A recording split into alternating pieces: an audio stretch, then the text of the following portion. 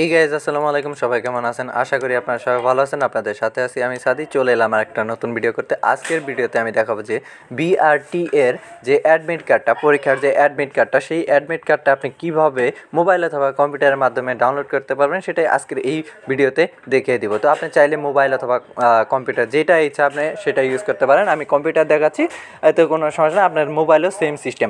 তো ভিউয়ার্স, আপনার প্রথমে যে কোনো একটা ব্রাউজার সিলেক্ট করে নেবেন। সিলেক্ট করার পর আপনি সার্চ বারে লিখবেন brta.teletalk.com.bd/brt অক্টোবর 2022/অ্যাডমিট কার্ড। এটা লিখে জাস্ট একটা সার্চ দিবেন। তো সার্চ দেওয়ার পর দেখতে পারবেন যে এইরকম ইন্টারফেস আসবে।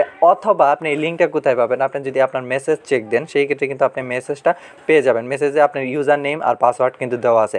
আর ইউজার নেম পাসওয়ার্ড ছাড়া কিন্তু আপনি অ্যাডমিট কার্ডটা ডাউনলোড করতে পারবেন না। তো ইউজার নেমে এখানে আপনি ধরেন যে ইউজার নেম বসিয়ে দিবেন আর এখানে পাসওয়ার্ডটা বসিয়ে দেবেন। দেওয়ার পর এখানে যে লগ ইন অপশন আছে সেখানে লগ ইন অপশনে ক্লিক দিবেন।